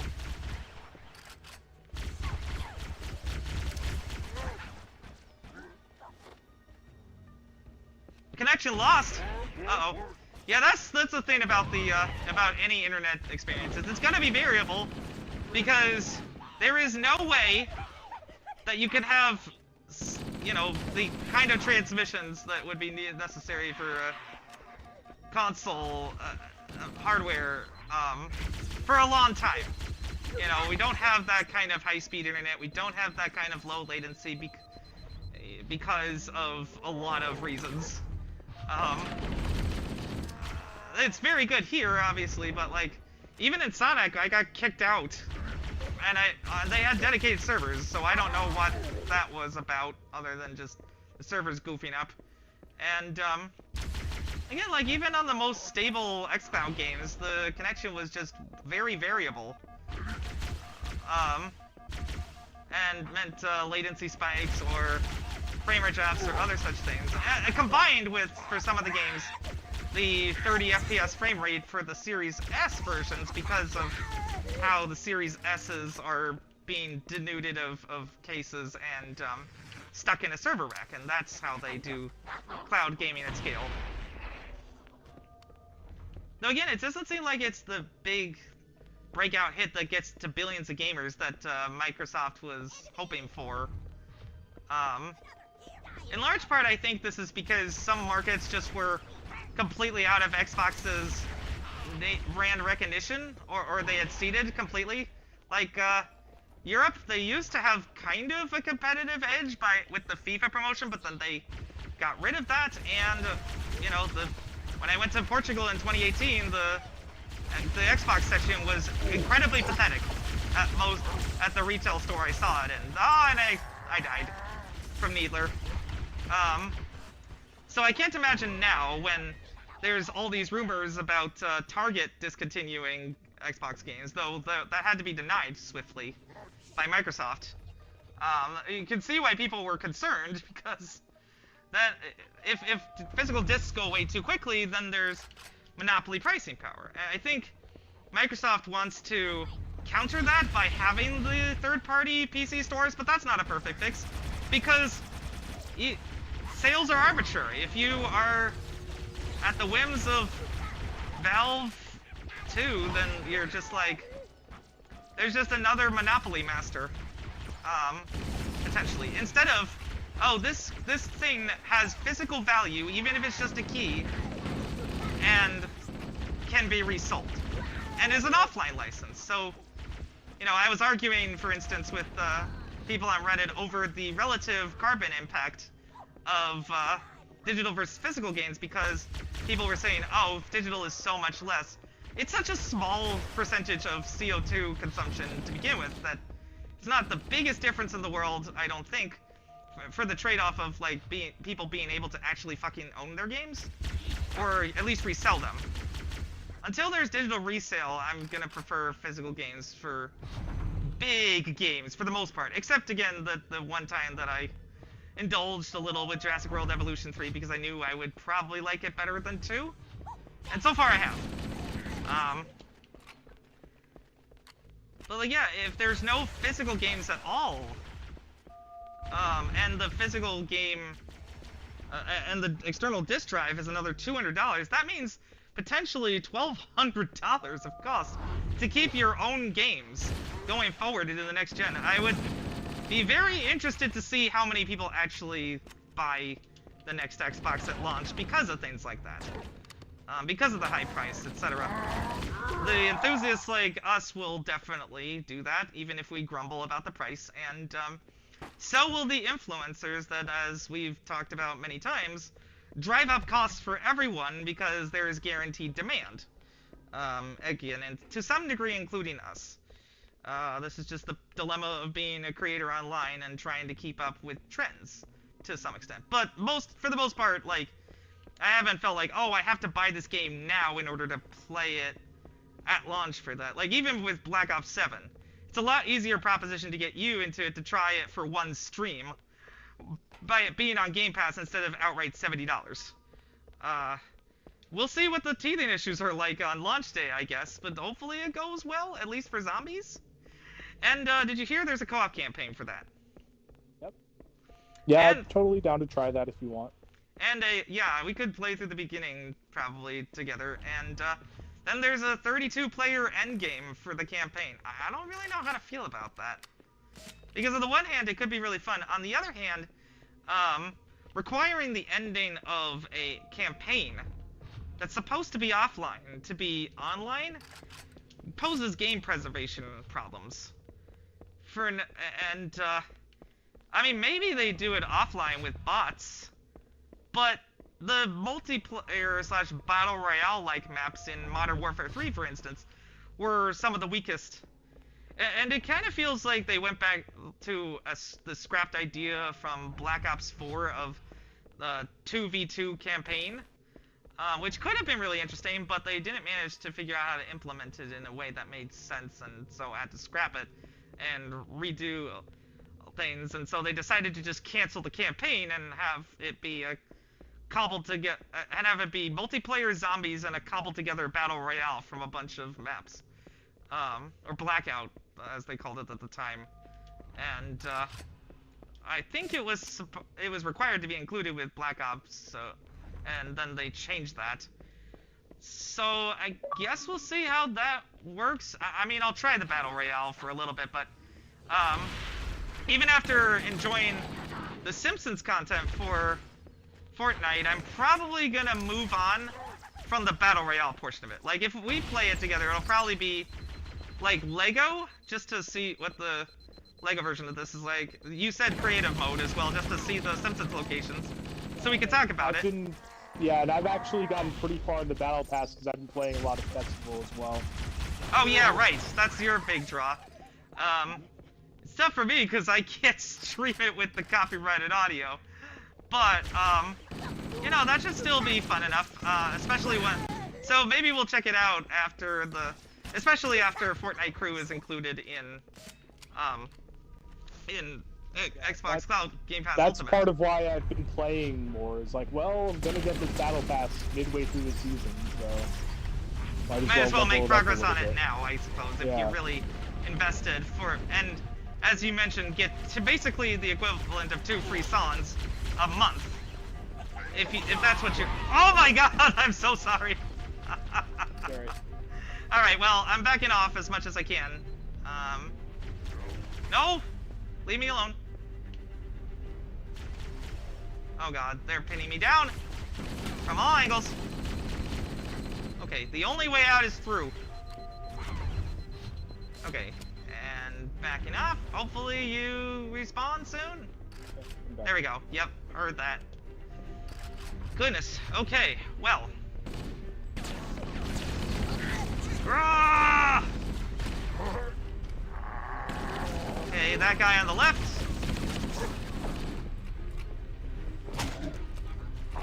Whack-a-doodle-doo!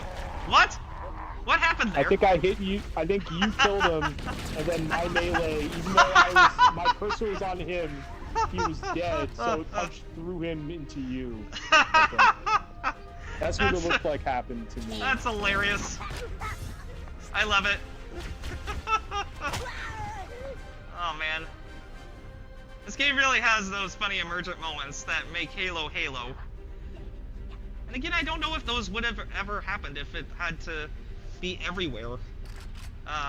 Especially at the time when PC gaming really was very resource intensive for a lot of people. And you had to get very specific cards to do specific things, like Voodoo from 3DFX or whatever. And for many people, even late in the 90s, the 3DO Blaster was good enough because they could get the 3DO console experience on PC. That was a thing that they did. And again, the stretching yourself thin of it all, though, the 3DO thought, okay, well, if we have the manufacturers make 3DOs for us, and then have low licensing fees for the games, this'll spread us everywhere. But that didn't work out like that, because hardware makers had to make a profit, and people were skeeved out by the price. Which limited sales and limited games for it. I don't know why as many people as do now would make games specifically for Xbox, when you can just make it for Steam. I got an overshield, nice. When you can just make a game for Steam and it'll run on this box anyway. It's good that we'll get a lot of indie games as a result, but I feel like that means that we're not going to get specific experiences like Splosion Man or Kalimba or, you know, small things that were just crafted for something. You know, it's the loss of uniqueness to some degree, as I've been mentioning I'm worried about. Okay, well, I have an overshield, so come at me, buddy. Nice. Okay, we did it. There? And then after these hunters, that's it for this mission, right? So... I don't remember. Yeah, it's not super... The door is open. Yeah. Okay, the door is open. There we go. I think there's a little more to it. It won't lock again when it closes. So, like, basically collect all the weapons you would want now before the door closes, and we have to remove that level from memory. I don't really know how they would make these corridors longer, because they... or you know, with a sprint mechanic and stuff. I could see, like... I mean, the areas that we have now are pretty open, too, so it'll be interesting to see what the specific changes. A lot of the sprint stuff in previous Halo games, a lot of the anti-sprint stuff was more focused on what it would do to the multiplayer design. Rather than the campaign. Yeah. So maybe they don't change anything about the exact level design other than what might be needed bespoke to do certain things. Like, again, the removing a rock here or there that, you know, some people will grumble about it because they remember the way that it used to be, but people who are new to this on PS5 probably won't care about a lot of these things! Uh-oh! I almost blew us up by hitting you in the back of the head with the grenade.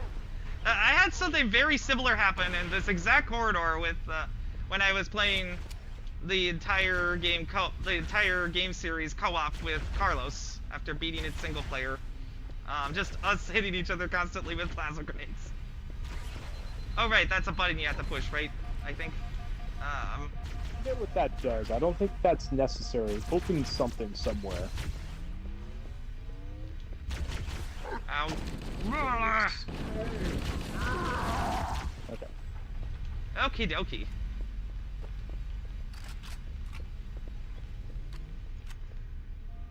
Let's see. Oh, and speaking of Fortnite, did you hear about the controversy about sidekicks? No. So What's the controversy? So, the greed on display is disgusting, is what people have been saying. And it's apparently a customizable pet that follows you around during matches. I was like, oh, you know, the Velociraptor one would be pretty neat, but apparently you have to pay money to recolor your pet. this is another example of enshittification. The things that used to be free, they're finding ways to make money off of because they know that some kid with their parents' credit card will buy it. It's like, yeah, you can purchase the same sidekick multiple times to give them different appearances. And you should be able to edit those for free, is my thinking. But Fortnite has always been kind of disgusting with pricing. And even in the Battle Royale... That doesn't sound that bad for Fortnite, honestly. Like, you know, even as appealing as some of the skins have been, I've never paid for one. Yeah, I don't think I've really paid for skins I'm not either. gonna pay $10 to $15 even for something I really, really want. Like, I've been very close a few times with some of, you know, like Dragon Ball stuff, the Gorillas, Naruto. I was very Gorillas close to with a buying Z? some of those. Yeah. Oh, okay, the the band, last yeah, music, yeah. the featured Right, musicians. okay, that makes sense. I was very close to buying all of those at one point. It's like, then you actually go. I made it as far as going to the store and looking at it and saying no, because I'm never going to play this in anything besides Fortnite Festival. I'm looking mostly at the Note Highway in Fortnite Festival. Nailed it with the elite. Haha. Nice. Anyway. So yeah, even the Simpsons stuff. Like, if I wasn't getting most of that stuff through the Battle Pass, I would not buy it. Yeah, I'm and not Game gonna Pass. buy it. The one thing that's not in the Battle Pass is they're selling Bart separately, which is like, What? you know. Oh, come on. Don't have a cow, man. That's pretty much how they always do it. That's kind of their business model, though, right? Pick specific characters to sell separately. Yeah, that's what they've always done. At least that's what they did with Gorillas and the other ones that I care about. Maybe the reason why they've made a deal with Game Pass now, after being very anti-subscription tied to Fortnite over multiplayer and getting rid of multiplayer and pushing crossplay for free-to-play games, is probably because, you know, unless I went to a very specific game that was popular, made in the creative mode, I was very surprised at the fact that I actually won a Battle Royale. So I'm pretty sure that a lot of those players that I killed that were barely doing anything were bots. We've talked about this before with the bot controversy with Fortnite, but I think they wanted to give people a sense of, like, actually accomplishing something so that they'll be addicted. Oh hey, a health pack, finally. After all this time in the level. It's health pack placement is very interesting, because part of what G-Man Lives was saying was that, like, is that Half-Life 2 at the time. Oh, I got sliced. Be careful of the lead with energy sword. Is that at the time, and I didn't know this. Oh, I got it. Okay. Nice, and we got that from that angle on stream. So, and you teabagged the floor. Kidding. I know it was just a scratch, but still, that was part of the toxic bro culture at the time, was teabagging your opponents. So that's just, I had to make a mention of that, because that was what a lot of the teenage friends I was talking about were talking about at the time. But, like, okay, so Half-Life 2 had a dynamic system where if your health got too low, then enemies would drop certain health packs, like very small ones, to give you a little bit more of a chance to feel like you're getting ahead, instead of placing specific health packs in specific places only, and then having people feel like they're stuck and have to poke at enemies from far away or behind cover and such, which, you know, with the physics system, they really didn't want to do that, it seems. And that was probably part of the development that led to the director system for the Left 4 Dead games, with an AI dynamically scaling, and like, they knew how to make that run inside and out. What I think I want is that, yeah, it's nice to have the multi-plat, but I think you also gotta center your hardware, because Valve knows how to do that. You gotta center the piece of hardware that you want to be, like, the crown jewel of the experience. And the Steam Deck does that. Even though really it's just a PC with controls or support baked in and an emulation of keyboard mouse controls on a gamepad with two touchpads and stuff. And it's not perfect in that, but it does that well for a lot of games because they actually designed experiences around being on this hardware. Like, if all Xbox is just a PC that works 100% of the time in the console mode, and then like, okay, you're on your own in the Wild West with Steam, then in desktop mode, then I'm fine with that. And hopefully they have a similar system to what Valve does with desktop shortcuts. Essentially, like being able to add a non-Steam game to Steam has been a thing forever with Steam in order to have a single unified launcher, and it would be nice if Xbox did that. I think they do for PC games, or at least they show you playing a non-Xbox PC game in your Xbox profile. Yeah, that's been doing that for like a decade at least. And looking on the bright side, it might be the console is dead, long live the console UI, because like people like simplified UIs that just get to their games, and if all it is, oh, I got sliced again, is, okay, you know, there's a TV mode for everything, then maybe that's fine. Maybe that's fine, and I just have to, you know, still let go of the idea that, you know, expensive hardware is supposed to be special. It's just that, like, it used to be relatively affordable hardware was also special, you know? Because I think the Xbox originally launched at $299. Oh, Xbox original price. Yeah, well, let's see. Original launch price. There we go. Yeah, it was $299.99, which probably would be about $500 in today's money.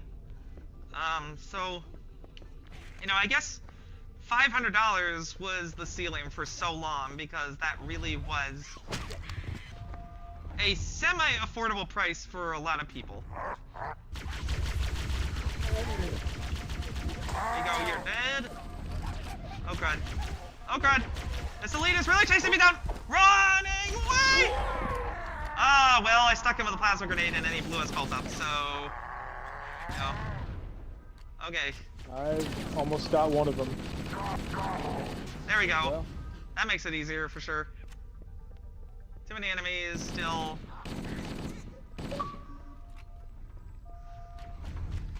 I've really got to try Arc Raiders at some point, because my friend Russ the Bus is still, streaming that, apparently. If he's still going after we're done, I might check that out. I've heard some good things. I just haven't, you know, I pretty much spent my gaming budget again? for October. It's an extraction shooter. Oh, okay. So it's a paid game as well. That's a no for me, yeah. then.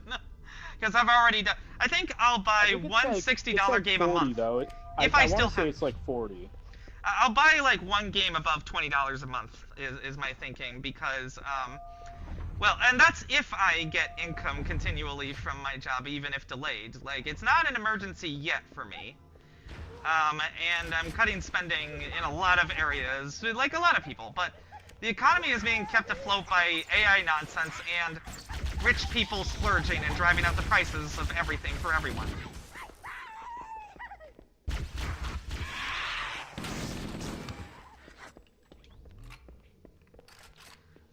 But yeah, it's something to keep my eye on for sure.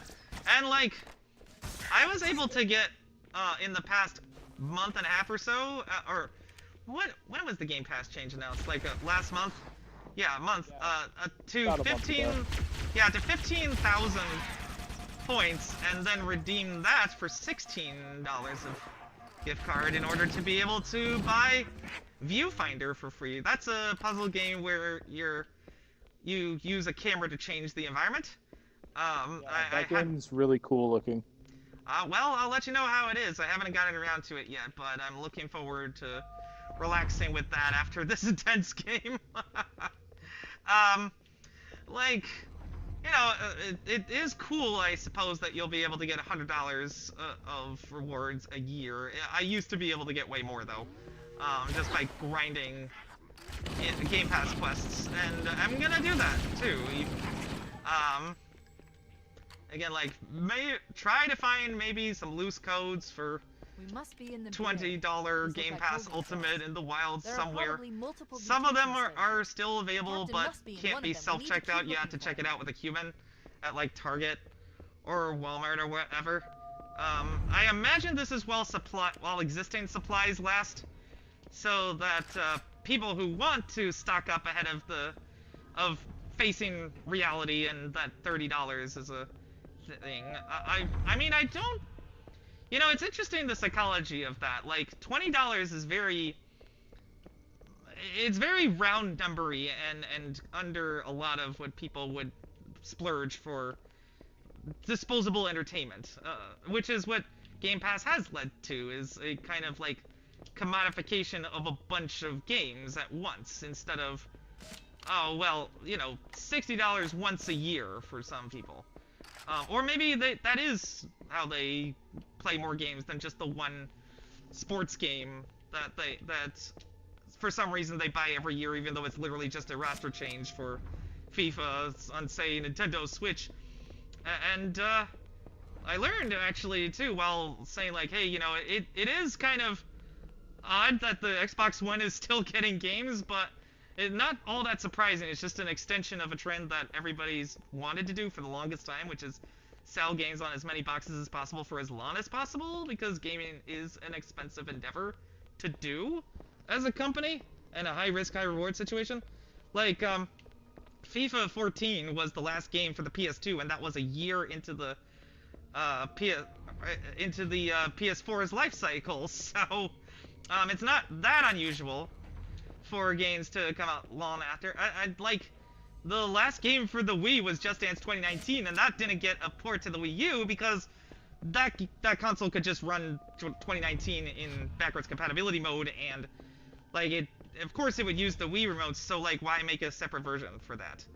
That's sort of my thinking on the whole lowest common denominator thing, is that, again, applying to everybody means that you have to stretch yourself a little bit and make compromises. Again, many of those can be good, and it's a good thing in general to get you know, a lot of people, but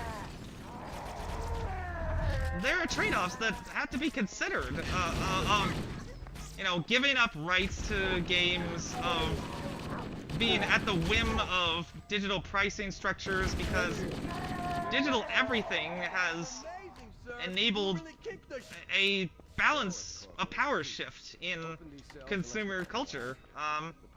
You know, software was always a license, even back in the cartridge days.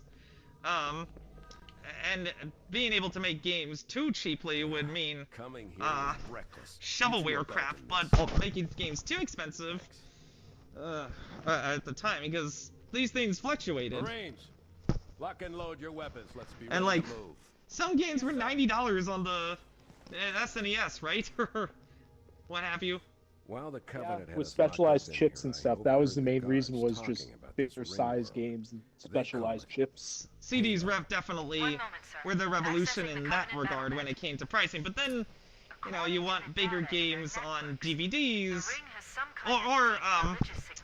specific discs that are based on DVD, but or mini DVD like Nintendo, but etched differently so they don't have to pay licensing fees. It's that kind of like corporate bullcrap that can sometimes really mess with consoles' pricing structures. Like, a lot of the reason why Xbox has had a hard time, hardware-wise, is because the proprietary memory cards were a cool idea of just like being able to plug and play storage. But there are so few companies that make these things that even though prices have come down slightly, it's not fallen the way that PlayStation bet successfully that SSDs that you screw in yourself would. And it's the kinds of people who would pay $500 for a PS5 and care about the SSD storage, as opposed to just plugging in a hard drive and cold storing games, which is still a thing, so at least that has kept prices down on that, means that, you know, that they won in that perception in terms of price. Because you could get more storage for less money on the PS5. When I had a PS5, I never wanted to do that because I really like having plug-and-play solutions, but it basically became a Vita memory card problem. Of the storage is too expensive, so we're not going to buy the storage, so the prices are going to remain high. Even Nintendo with micro SD Express, that's still not nearly as proprietary as other storage expansions that they or their competitors have done in the past. But those specialized accessories were part of how the console got so cheap. Like, when the PS1 was like when Tom Kalinske, or was it him? No, the president of Sony at the time. You're in my way. Yes, I'll find the that was Sega. Ken Kutaragi, the father of PlayStation. Yeah, I was gonna say. But there was the spokesperson, era, and Tom Kalinske was Sega. But like, I think that. Well, who was the spokesperson who said $2.99? It doesn't really matter. I don't remember. Point being, oops. Ceasefire! Sorry, I did not mean to shoot you in the back. Anyway, that the $2.99 price was kind of a lie, because like you would need a memory card and that added cost in order to save games at all. And then obviously you needed to buy a game, but like just the sticker shock of $3.99 for the Sega Saturn, and that there were hardly any games of it because of the surprise early launch, annoying retailers and developers, and making the launch lineup very thin as a result. That just sealed the deal for PlayStation. It may just come down to initial pricing. Again, if Microsoft is able to claim $1,000 while making the disk drive $80 and all these other things extras, then the initial sticker price is what will stick in people's heads. That's what happened with the Xbox One, because they ended up realizing they had to get rid of the Kinect bundle in order to... They wanted to include it in order for developers to actually make games for it and design voice control methods, because they were ahead of their time in their thinking that voice control would be a prominent part of home appliances, but the Xbox is not a fucking home appliance. It's a game console, and they should have focused on that. That's, you know, not a new or hot take, especially because of the acknowledged missteps with TV, sports TV. But okay, now we finally have an objective marker. It needs to be more consistent for the remake, as I mentioned. We're almost out of here. Okay. Whoa! Oh god! Roar!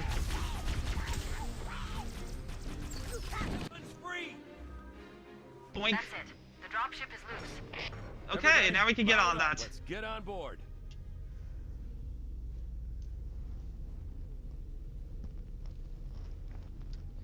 Give me a minute to interface with the ship's controls. No need. I'll take this bird out myself. Commander Keys for the win. Hunters! Uh-oh. Hang on.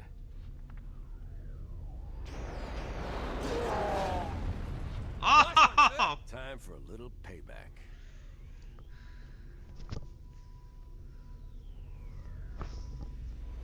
What's the name of the medal when you run somebody over in multiplayer? Splat something, I forget. Splat, yeah. That's probably what the announcer would say at this. Okay, here we go. This is the mission that they showed off. Now you can see what the graphics originally looked like before you look at it on PlayStation. I guess I have to wait to switch graphics until the cutscene is over, because I loaded in that way, and that would be tough for the engine. Touchdown! I really do hope Unreal Engine is probably finish this and go to bed. Yeah, because that makes sense. I would not want to slog through the library again. If I wanted to like really get into the depth of the library, maybe we could have just loaded this mission. We're near the library yet. We're still a good 4 missions from that. But, wow. Okay. Yeah. I clearly forgot a lot about this game. And if you're only available for before Call of Duty Black Ops 7 launches, then maybe we do that then maybe the next show is in 2 weeks like normal, and we do more of Halo offline. Well, sure. I mean online, but like not streamed. Yeah. We'll see what is there and what your availability is like, because really it would have to be launch day Thursday, November 14th, or the 15th for that to, or that weekend, you know, for it to be worth it to, you know, to do it early, instead of the 2-week cadence. Oh! Hello! Rare achievement? No marine casualties! Sick! Rare achievement! I must have gotten that a while ago. Okay, it's because it didn't pop for you. That makes sense. Okay, well. Well, I'll probably wrap it here, but yeah, we did about a third of this game. Checkpoint done. Yeah, that's perfect. And there's only 9 real missions. Now you can see the graphics comparison for that awe-inspiring shot of the Halo ring. It's amazing what they were able to pull off at the time, what they were able to do with the remaster, even if people have their rightful criticisms of this remaster, and will complain about the remake, because us Halo fans, we love to complain. But, I mean, again, overall I think the campaign Evolved has promise, especially bringing more people into Halo in general. I just, again, worry about the over-focus on remasters as Microsoft's game output things. But it's better than Sony's first party, and it seems like they're forming together in peanut butter and jelly fashion, because Sony has the sales, but not the console sales, but not the games, and Microsoft has the games, but not the console sales. So you put them together, and they might just be able to survive the economic situation together. It's a paradigm shift for sure. It's not quite Sonic on GameCube yet, as I've been mentioning, because that would be Halo Day 1 everywhere for that. And I still think that Microsoft wants to make Xbox hardware feel a little special if they want to have people, especially if they want people to spend $1,000 fucking on a Rolls-Royce console. But the future is very in flux right now, and that's both exciting and scary. Anyway, so when might you be available, if it's not Thursday next week? Great question. Let me try to think. I know my work schedule through next week, and I'm pretty busy this weekend, actually, because it's my dad's birthday. Yeah, I figured. I'm probably going to Six Flags, going to movies. What movies? Let me think. Back to the Future for the 40th anniversary. Oh, yeah! Huh. If I was the kind of person I'm probably who did doing that. I would. Yeah, I'm probably doing that on Saturday, which is my dad's birthday, and then the evening we're going to be celebrating. Maybe I'll Sunday play the Back to the Future Telltale game. Yeah, that's a good one. Yeah, Sunday I'm going to Six Flags probably the whole day. Won't be back till like probably 10 or 11. Yeah. Monday I'll be working the next day, so yeah, probably not until I would say either Wednesday or Thursday. Okay, likely. let's aim for Thursday, because that is the launch date of Call of Duty. Okay. Yeah, and then I can we totally can do plan for that. A mix of campaign, multiplayer, and zombies. Also, I have no idea what Battlefield RedSec is. That's their battle royale. I did install it. I haven't tried it. Is that from the Battlefield 6 engine? The new game? Yeah. Okay, so. Yeah. Alright, that might be a good way to check that out. Oh, well, I think it's been delisted, so I'll have to go through my library then. But I'll also install Battlefield RedSec after maybe deleting a few games. Okay, yeah, let's plan for Thursday and stream the next episode of SunnyRedemption Sailing that way, to capitalize on the launch hype. And hopefully the zombies maps don't entirely suck this time. I mean, the other one was fine, what we played, but it had its problems, as we've mentioned on the very blurry stream, and now hopefully the technology will cooperate after, because the first season of SunnyRedemption Sailing was all about just establishing the concept and getting more than 10 views for a video, and last one we got 612 likes. That's the most we've ever gotten for anything in this. It was helped by adorable Ace with Teeny stories, but yeah. And then this one has been working out the technological kinks, and I think I've finally settled on that. So we'll have a hopefully easy show, and hopefully Call of Duty won't melt down. Anyway, yeah. All right. Talk to you later. Yeah, see ya. Bye. All right, bye-bye. And y'all have a good one, too.